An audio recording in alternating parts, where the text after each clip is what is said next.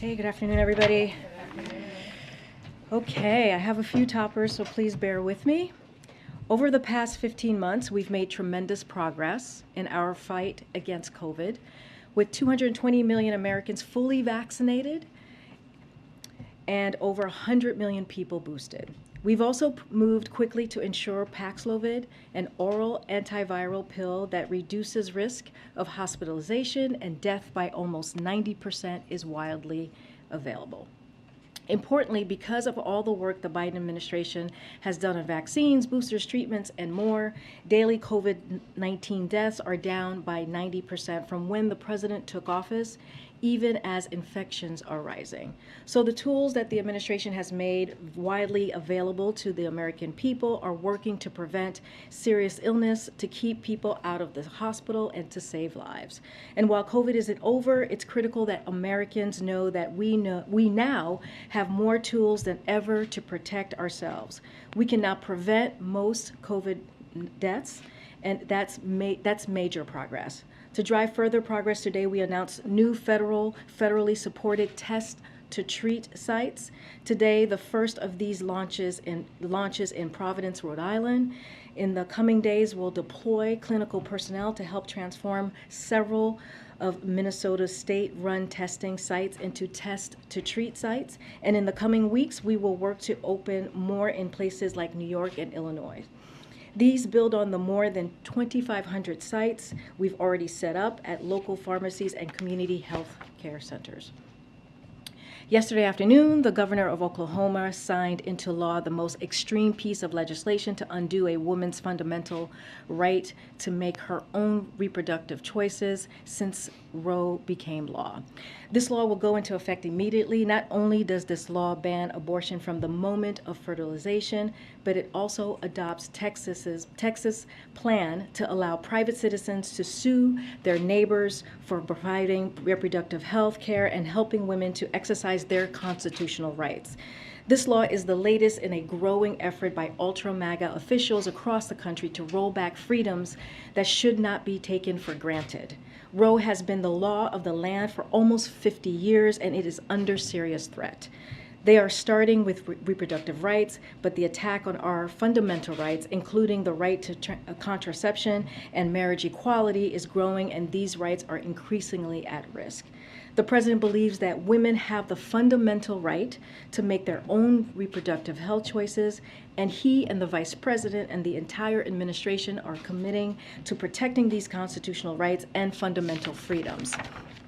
Today, the Department of Agriculture announced new steps to strengthen food supply chains, increase competition in the meat processing sector, and lower prices for American consumers. The department is making $200 million available to create a new processing capacity expansion program, providing $25 million for workforce training, and releasing the first of 3 planned rules designed to bolster enforcement of the Packers and Stockyards Act, which will increase transparency. These actions will combat market dominance by a small number of major meat and poultry processors in key markets, where excessive concentration and control has led to lower prices paid to poultry producers and higher prices by consumers. After the severe and sweeping sanctions on the Central Bank of Russia, the Department of Treasury issued General License 9 to provide for an orderly transition so that the bond holders could get paid. We've announced that we will not be renewing the license. This means that Russia will likely fail to meet its obligation and face default, an enduring sign of their status as a pariah in the global financial system. We expect the impact of the U.S. and the global economy to be minimal, given Russia has already been isolated financially. That being said, Treasury Department continues to monitor and have conversations with global financial community. I have two scheduling updates. Next week, the President will welcome Prime Minister of New Zealand to the White House, another example of our continued commitment to the Indo-Pacific. We'll have more details on this as we get closer. And as you all saw, we announced that on Sunday, the President and the First Lady will travel to Uvalde to grieve with the community that lost 21 lives in the horrific elementary school shooting. We will have more to share as we get closer, but while he's there, the President will meet with the community leaders, religious leaders, and the families of the victim. The President and First Lady believe it is important to show their support for the community during this devastating time and to be there for the families of the victims. And lastly, on Tuesday, as you all know, the parents of 19 kids did what so many of us parents do every morning. They gave their kids a kiss, told them they love them, and wished them a good day at school. They figured their kids would spend their day reading, writing, doing math, playing with friends at recess. These kids never came home. Some of these parents needed to give DNA samples to be able to identify their own children. These were elementary school kids. They should be losing their first teeth, not losing their lives. They should be at Little League, softball, and soccer practices this weekend. These parents should be planning their kids' summer, not their child's funeral. As a parent, it is unfathomable to me that this happened. These kids had their whole lives in front of them. Our hearts ache for their families. Our hearts ache for the family and loved ones of the teachers who were killed. Schools should be sanctuaries of learning, not battlefields.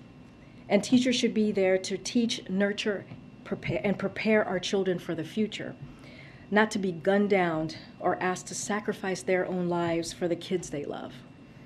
But that is what two heroic teachers did in Uvalde, killed while trying to protect their students. I'm a parent of an elementary school student. I know many of you in this room are as well. We cannot become numb to this. We will not accept this. A grocery store, a church, an elementary school, and this is just in the last few days, it is unacceptable. As the President said the other night, why are we willing to live with this carnage? Why do we keep letting this happen? Where in God's name is our backbone? So I ask, how is protecting our children a partisan issue? How is preventing innocent people from being slaughtered controversial? Common sense gun safety laws work. We know this. They save lives. As the President said Tuesday night, when the assault weapons ban passed, shootings went down. They tripled after it was lifted. And let's be clear, the public supports this. They are behind this. Even gun owners, 90% of gun owners support universal background checks, 84% of Republicans, and 80% of NRA members support background checks. As the President said this week, it is time to turn this pain into action. It's time for Congress to act. And with that, Darlene, I will take your question. Thank you. Is there any reaction here at the White House to the Senate Republicans blocking the domestic terrorism bill, which was supposed to open the door for some debate and discussion about gun safety, as you were just talking about? So we're disappointed that Congress did not move forward with the legislation that would strengthen our response to domestic terror incidents like we saw in Buffalo. We need Congress to act on that, and we need Congress to advance common sense measures that we know will save lives when it comes to gun violence.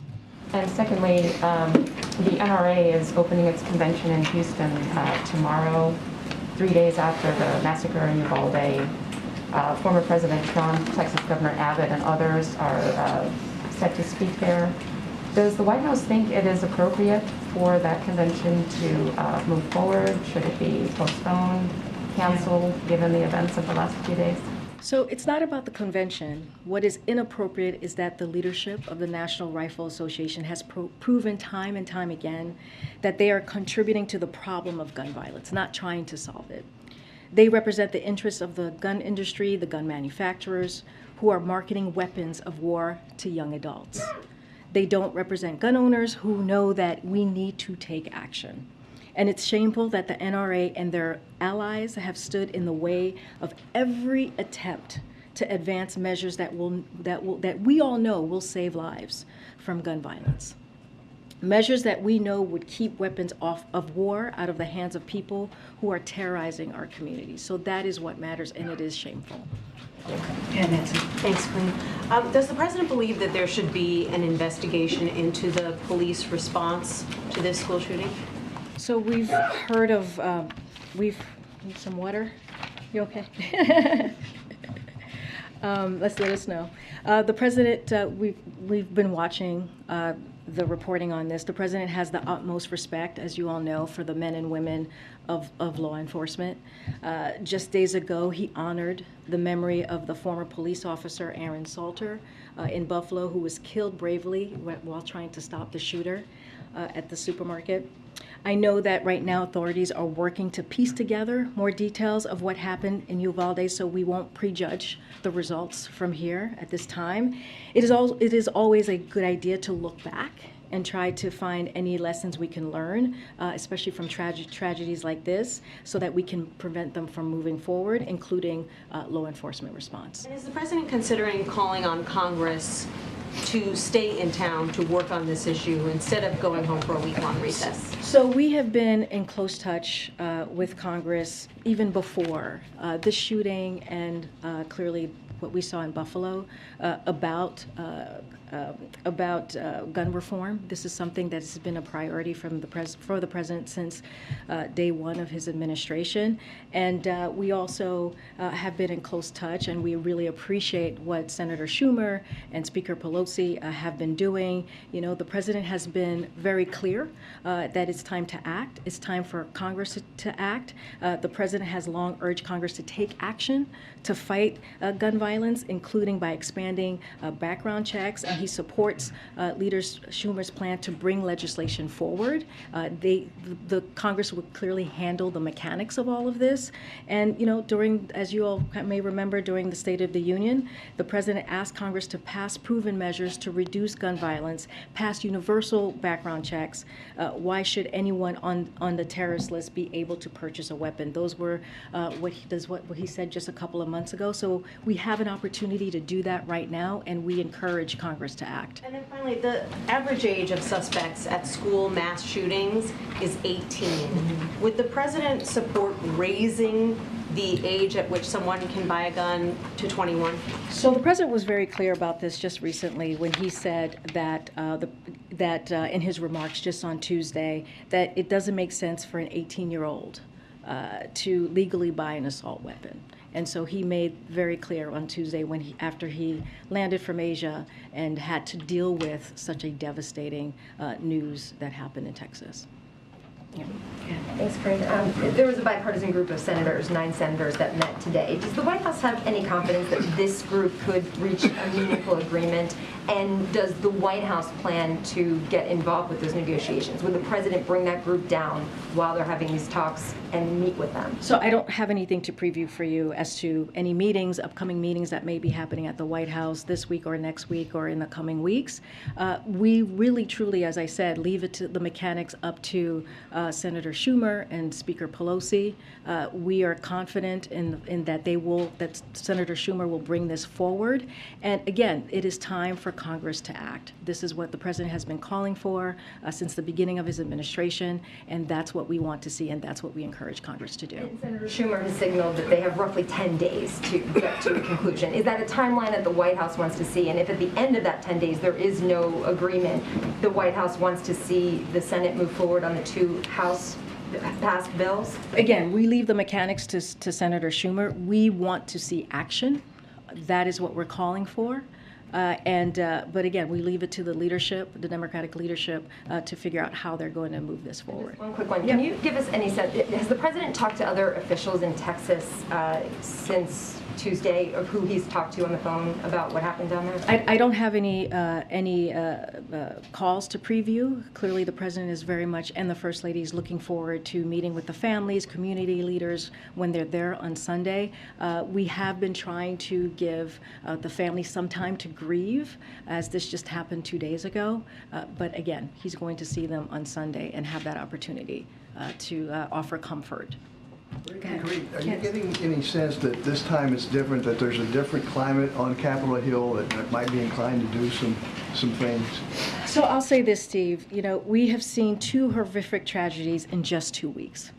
Hours before the shooting, many of the 19 kids who were killed in Texas, Uvalde, were being awarded certificates of the Robb Elementary's honor roll ceremony as part of the end of the school year. Today would have been their last day at school, and for the school year. In Buffalo, on the same day that this happened just 2 days ago, 2 of the 10 people who were killed while going to the grocery store on a Sunday, like many of us do, were being buried and honored by their families. I'm talking about Aaron Salter, the security officer who first responded, and Celestine Cheney, a mother and grandmother of 6, were being buried by loved ones right in Buffalo on that same day. So America has more guns than people in this country. If more guns were indeed the solution, we would be the safest country in the world, but we are not. And so the president has been very clear. He wants action. He wants Congress to take action. He wants to turn this pain into action. And I hope the Senate, and particularly those who have been unwilling to act in the face of previous tragedies, will act now. And that's what we are hoping and urging Congress to do. Is the president considering some unilateral actions on guns? There are a number of gun safety advocates who are pushing for things like a gun czar or a state of emergency declaration. So on your first part, you know, while we've been calling for Congress to act, and the president has done that since the first couple of days of the White House, he has been waiting, right? We have talked about the comprehensive approaches that he's taken. We recently announced how over $10 billion from the rescue plan has been spent or committed on ways to fight gun crime and gun violence. The president wants cities and states to use even more. The Justice Department issued a tough new rule to stem the flow of ghost guns, which are increasingly being found at the crime scenes and which are the weapons of choice for terrorists and criminals. So the administration issued a zero-tolerance policy for gun dealers who willfully sell guns illegally. So this president has done more via executive actions than any other president during their first year of office. Now what we are asking for is for Congress. We are urging them to take action. Go ahead. Thanks, Karine. How does the president view his role in this moment? You know, we talked yesterday about changing a dynamic that's been entrenched for decades now at this point. I understand the legislative details are Capitol Hill's prerogative. How does he view his role in trying to change that dynamic? Well, I think he view his role as he has been doing. You know, if you think about his remarks on Tuesday, it was compassion, it was sadness, it was outrage, and you heard that from the President of the United States, basically saying enough is enough. And this is something that he understands personally. This is a president who has worked on gun violence during his Senate years as vice president and has leadership already from the first couple of days of stepping into this administration. So we have done our part. Will there be more executive actions, and will we do more? We'll look into that. We're always looking to do more.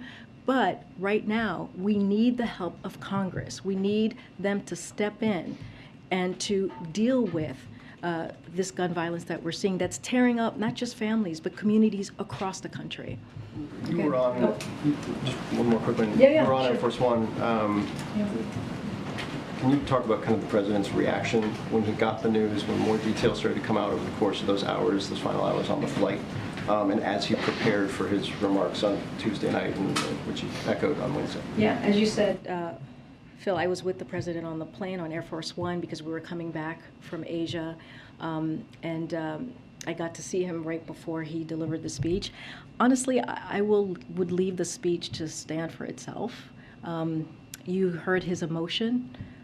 You heard what he said very, very clearly. And again, you heard the outrage, which we saw from some of you on TV, from some of your colleagues who are in Texas, who are talking to families on the ground, the communities on the ground, the outrage, the sadness, the grief. And that's what you heard from this president. And he said a couple of things that I think it's important to reiterate as we really think about what happened, is that there are parents who will never see their child again, parents who will never be the same. And the president said to lose a child is like having a piece of your soul ripped away. It's suffocating, and it's never quite the same. And it's a feeling shared by their family members and the community that's left behind. So that is the president's focus right now. He's going to go clearly on Sunday to offer his comfort, to grieve with the family and the community. But at the same time, he is going to call on Congress to take action, because it's been too long, and now is the time to act. Okay, Michael. Two quick things. First, apparently the company that sold the shooter his rifles received a $3 million PPP loan under the last administration. Do you know if there's any effort by this administration to claw that money back? So this is the first I'm hearing about this, so I would have to go back to the team and look into it. Do you know the name of the company? The company is Daniel Defense, D-A-N-I-E-L Defense. Apparently they received a I think $3.1 million PPP loan right at the beginning. My colleagues have been writing about it apparently today, but if assuming that is confirmed, would the president, do you think, support the idea of trying to claw that money back? I honestly, Michael, I need to check with the team and just make sure that is actually factual, but I need to check with the team. Thank you, I appreciate that. And we'll get back to you on that. Okay, and then just, going back to the question that I'm sure, everybody has been asking, which is the sort of, what is the president going to do and can do? You talk a lot about the outrage, you talk a lot about that he wants Congress to act. You talk a lot about the emotion. I was in this room, I think a lot of people here were too, when President Obama cried at that very podium hours after the Newtown shootings. There have been 1 million shootings since then, lots of expressions of outrage, lots of expressions of wanting Congress to act. They haven't. I mean, there are people out there, saw several of them on TV today, who say this president needs to do more than all of that. This president needs to declare a national emergency. He needs to create task forces. He needs to create, a czar of gun things. He needs to say he's not leaving this building. He cancel his vacations. Tell Congress, members from Congress to get in a room and not leave until they got a solution, and not accept some of the sort of half measures that are sort of being offered. And I guess the question is why isn't he doing any of that? So on the public health, on the emergency, he has already done that. The president has already declared gun violence to be a public health epidemic. He has done that already, and he has mobilized our federal departments and agencies, including the Department of Health Services, to respond. So that has been done. Look, this is a president, as I've said already, who has been working on gun violence, gun reform, comprehensive gun reform, since he was a senator. And he also was there, as you're talking about, what President Obama had to deal with. He was there. He was his partner in that, and took on that portfolio of dealing with gun violence. He was there at the table. But isn't that more of an indictment than it is a plus to say that the current president has been involved in this for more than for decades, and it's not being fixed. These things are happening over and over again. But look, Michael, we are frustrated as well. We are angry as well. Look, I said this earlier and I'll say it again. This is a president who has done more via executive actions. This is how much of a priority this is for him, because we're a year into his presidency. More via executive actions than any president in their first year. But many of those are not directly Right, related which is to the why- issues of mass shootings. They which- may be directly I hear related you. to guns, but, and that's important, I'm not saying, but Right. they're not directly related to... Well, this is why we're calling on Congress to act. The president is doing what the president is doing what he can, right, from here, from the White House. And now, and he has said he cannot do this alone. He has been very clear. He understands we need to do more.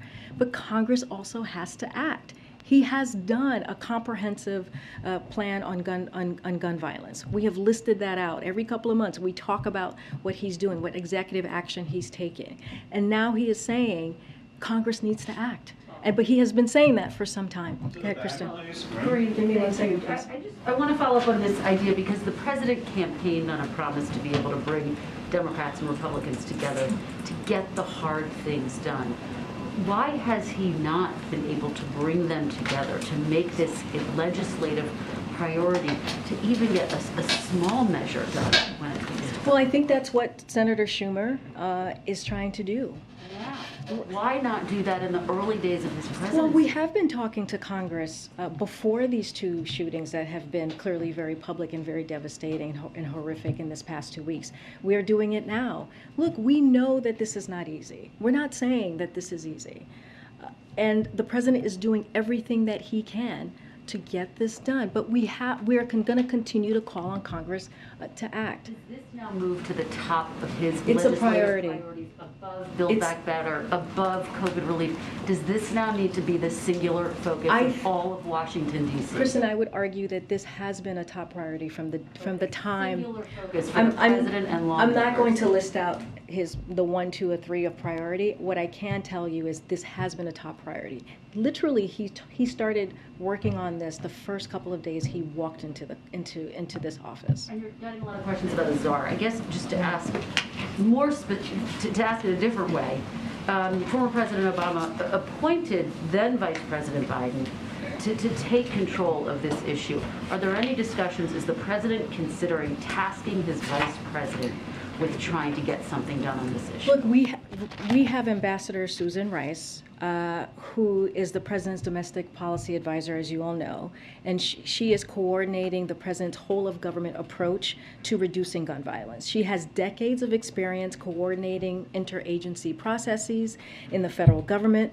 There's no one better at bringing department heads to the table to drive the process. She has a team of 12 staff under the Domestic Policy Council who are working on gun violence reduction, taking an interdisciplinary approach that recognizes that we need all sorts of expertise at the table, from mental health to criminal justice to housing to education, to address the issue. In addition to the Domestic Policy Council, there's the Executive Office of the President, the White House Counsel's Office, the Office of the Intergovernmental Affairs, and the Office of Public Engagement. All are playing key roles in gun violence prevention, as do several of the federal agencies, which I've listed out already. Karine, given everything you just laid out, and the president said yesterday he will use every tool that's available, and I guess why hasn't he stood up a task force, an interagency task force on preventing gun violence? He has done it dozens of times on everything from COVID to unionizing since the start of his presidency.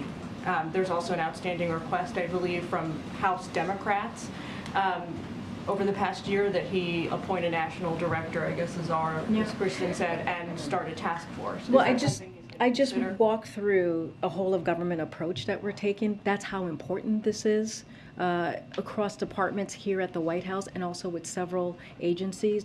We're talking about the DOJ, Department of Justice, we're talking about HHS, all very much involved here on how we're moving forward. You know, I guess why not make an official interagency task force? Because we have a whole of government approach. We have a whole of government approach that I just mentioned that Ambassador Susan Rice is leading, along with other departments. And with that whole of government approach, we have been able to put forth executive actions at a level that we have not seen from any other presidents. We have been able to deal with this in a comprehensive way. What we are saying right now is that we need help. We need assistance. The president cannot do this alone. The Congress needs to act. They need to pass legislation so that we can deal with this on a federal level, legislative level. Last question, is the president making any, or is he considering calling or reaching out to the BORTAC agent who was injured in Uvalde while he was protecting students during the shooting? I don't have anything to preview or read out for you. As you know, he's going to, on Sunday, he's going to be meeting with community leaders. He's going to be meeting with victims and family members. And so we'll have more to share. I just don't have anything to share at this time. Okay, I'll go to the back. Okay. Go ahead. Go ahead. It's hard to. I would like to ask you a question about the school shooting, but before that, I want to ask you a quick one about the FDA and the baby formula shortage there. It's lasted months, and we're not just talking about baby formula either. There are infants, children, and adults with different metabolic disorders who are risking permanent irreversible damage the longer they go without special formulas that are manufactured at Abbott Nutrition. I'm wondering, does the president have confidence in the FDA's ability to deal with situations like this? And as he's been monitoring the situation, does he still have confidence in his FDA director? Yes, yes, and yes. So the FDA has an important mission, right? Is to make sure that the infant formula on the shelf isn't just available, but also that it's safe. And as a parent, I understand the frustration. I understand the fear of not knowing if you have safe and healthy food, baby formula in this case, for your kids. Unlike Republicans in Congress and the previous administration, the president believes that FDA and particularly its food division needs to be well resourced to do its critical work and do regular annual inspection. So we have to just take a little bit of give me a second here. Take a step back. The current shortage exists because Abbott closed, as you know, a facility in Michigan due to safety concerns from the FDA. A facility that was a major producer of specialty formula, as you're asking me about, right? And so FDA has an obligation to protect the American people, and that's what Dr. Califf is going to be doing at the helm. But go ahead. You have a follow-up. Go ahead. Second question. We've been having a lot of conversations about specifics when it comes to mass shootings, whether it's red flag laws or background checks. Getting down to brass tacks, though, what does the president believe at this point is the purpose of the Second Amendment? And does he think that, given some of the tragedies that we've seen, that there should be a discussion about its ultimate purpose and whether or not it's currently in date? So the president's been very clear. What he is calling for is common sense gun reform. That's it. He's calling for common sense gun reform to make sure that if you go to a church, you go to elementary school, you go to a grocery store, that you're not gunned down. That's what he's asking for. We're not talking about the Second Amendment or doing anything to get rid of the Second Amendment. We're talking about making sure 19 kids and 2 teachers died. That's the second major mass shooting that has occurred in 2 weeks. And that we're not even talking about the crime that we see, the gun violence that we see across the country on a regular basis. So we have to make sure that we have gun reform. That's why we're calling on Congress to act. Okay. Go ahead, April. I'm trying to stay in the back. Karine, I want to ask you about an issue that's been in the news nationally and internationally, the grains issue. House Foreign Affairs Committee Chair Greg Meeks is in New York meeting with world leaders on the issue. He says that's all people are really talking about right now is the grains issue. And as you know, there's a blockade of the Black Sea. Russia's blockade of the Black Sea for the exports of grain. Yep. And also India is having a problem, so the issue is Russia. Will this White House look at relenting when it comes to issues of sanctions against Russia to allow the grains to go out? Because right now, Meeks is saying the issue is starvation, as well as prices in the grocery store. So the question that you're asking about, if I'm getting this right, is like Russia has made a proposal to us to allow exports in exchange for lifting the sanctions. Yeah. And so, we want to be very, very clear here because this is very important. This is Russia who is actively blocking the export of food from Ukrainian ports and is increasing world hunger. This is on them. Russia should immediately cease its war on Ukraine, which is devastating global food security, and allow the free flow of Ukrainian food. Before Russia attacked Ukraine in February, Ukraine was the world's largest export of sunflower oil, the fourth largest export of corn, which is what you're asking about, April, with the wheat, and one of the largest exports of wheat, this is what you're asking about. Now, there are tons of products sitting in silos in Ukraine and on ships that are unable to set sail due to Russia's naval blockade. So, and to be clear about something that has been the subject of Russian disinformation, sanctions from the United States and its allies and its partners are not preventing the export of Ukrainian or Russian agriculture, including food and fertilizer, nor are they preventing the ordinary transactions that are necessary for these exports, such as banking or shipping. Therefore, even according to the terms of their own apparent proposal that they have presented to us, Russia should immediately allow Ukrainian agriculture exports. Go ahead. There's no conversation at all about lifting sanctions. You're saying no. There is not. Remember, again, this is Russia's doing. This is on Russia. No. Okay. Oh my gosh. All the way back. Go ahead, Nadia. I have two foreign policy questions. Sure. First, a team from the White House is visiting Saudi Arabia led by Brett McGurk. Mm-hmm. Is the president still trying to convince the Saudis to increase the production of oil? And is this part of preparation for the president's visit to Saudi Arabia? So I don't have anything to preview at this time on a trip or a visit from the president. I will confirm that Brett McGurk and Amos Hochstein were in the region to follow up on conversations on a range of issues, including Iran's destabilizing activities, ensuring stable global energy supplies, and other regional issues. On your question about oil, this trip is to review engagement with Saudi Arabia on energy security, as asking for oil is simply wrong. That's the way that we see it, and a misunderstanding of both the complexity of that issue as well as our multifaceted discussions with the Saudis.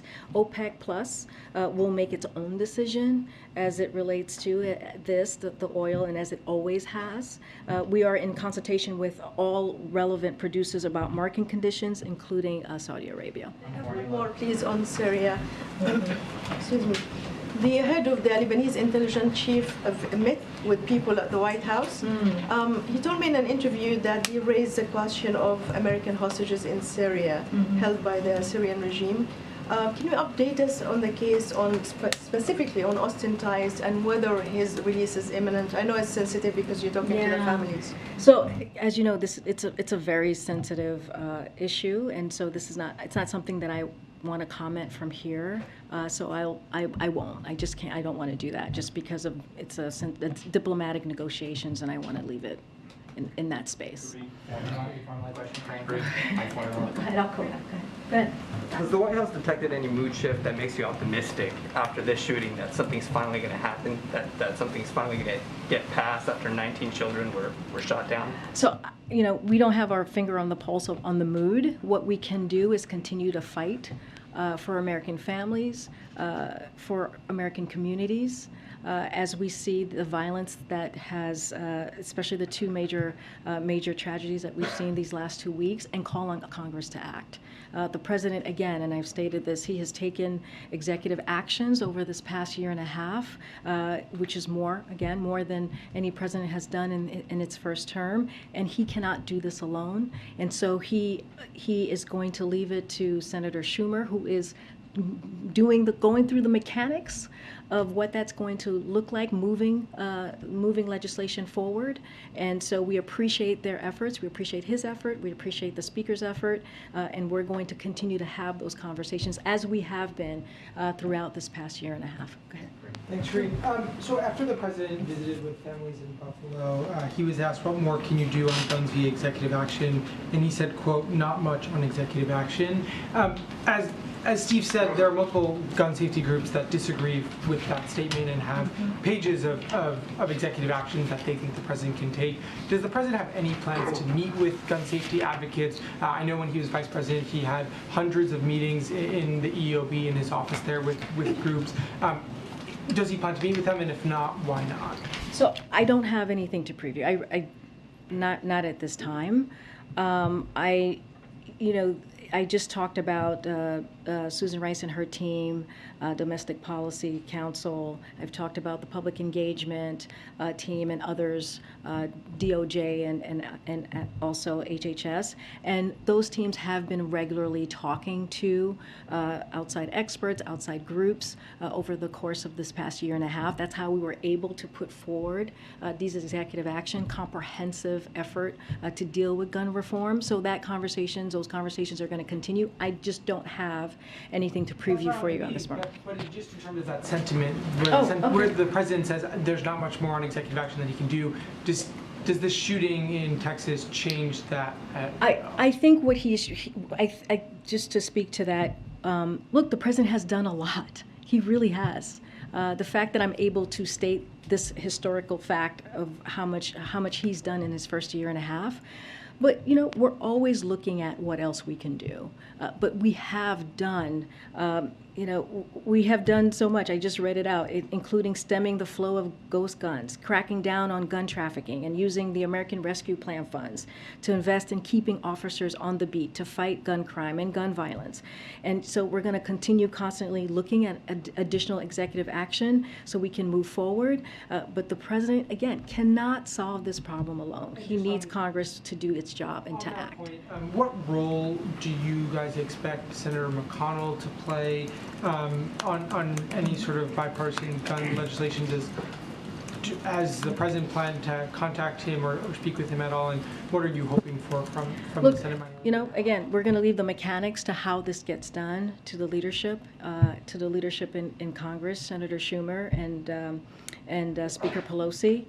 We have had several conversations before these major shootings that occurred these last 2 weeks. This is an issue that has been a priority for this president since the moment he walked into this office. And as I mentioned, as a senator, as a vice president, and now as president. So there's an array of issues that we talk to Congress on a regular basis. And again, we're going to continue to have those conversations. On the gun issue, just a quick follow-up. Is one of the concerns of the White House that moving ahead with executive actions right now while there are talks in Congress could sink those talks in Congress? Is that why you're one of the reasons you might be holding back on moving forward with executive actions? No, I mean, we've been very clear. It's time for Congress to act. We cannot do this alone. The president cannot do this alone. So we're asking Congress to act so we can have federal laws to actually deal with doing gun reform, comprehensive gun reform. On the Summit of the Americas, President Bolsonaro of Brazil has said he plans to attend now. AMLO of Mexico is still making mixed signals. Can you say whether those invitations have now formally gone out to all those leaders, and are the governments of Venezuela and Cuba and Nicaragua going to be excluded? So we're still considering additional invites, and we'll share them when we feel it's appropriate, when it's final, and that's when we'll share them. I don't have anything right now to share as far as a list. And then just one last one. The CBO came out with a report earlier this week that showed inflation was going to remain above target going down, but still above target to the end of this year and then into next year. I mean, has the White House sort of painted too rosy a picture on how quickly inflation is going to go down given the projections that came out from CBO this week? So a couple of things. So as you mentioned, the CBO report came out yesterday. It projects stable, steady economic growth in the years ahead. As inflation eases, the deficit falls dramatically this year. On the deficit, the CBO projects that our deficit this year will fall by 1.7 trillion after it fell by 350 billion just last year. That's after the deficit increased every single year President Trump was in office, and it is a lower deficit for 2022 than the CBO projected before passage of the American Rescue Plan.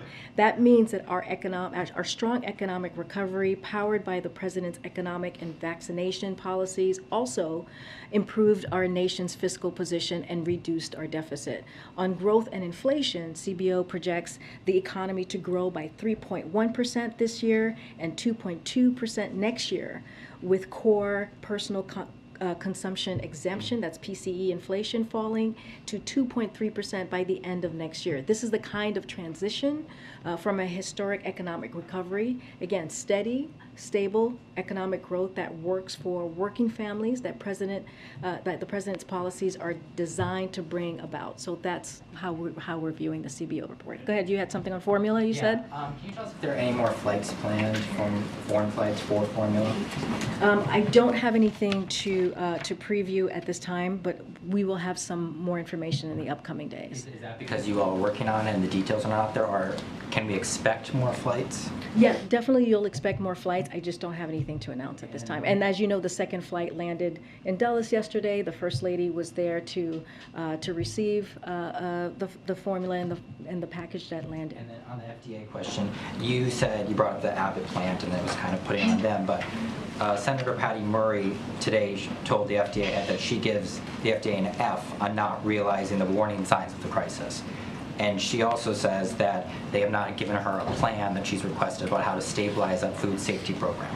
So is there anything the White House can ensure that the FDA has been responsive to Senator Murray and those on Capitol Hill? So let me just first say this. This is the hearing. During the hearing yesterday, Dr. Califf said it's important we get to the bottom of what happened with the Sturgis facility and the root of what has caused the issues we're facing today. He has designated someone to lead an after-action report, but we have to take a step back here and look at the dynamics of what we're dealing with. We have 4 companies that make up 98% of the market. An industry that's concentrated means more vulnerability to the supply shocks and fewer options for consumption. And because of Abbott's voluntary recall, there have been huge disruptions to formula supply of a highly concentrated market. So we have to fix this. So our focus right now is on getting more infant formula supply to families across the country as quickly as possible, as well as running a historic agenda to diversify markets and grow the number of companies competing for your business. This is what will help avoid situations like this in the future. But he has said it is important to get to the bottom of this and has appointed someone to do that. Thanks, Karine. Okay. Thank you, everybody. Thank you. Thank you.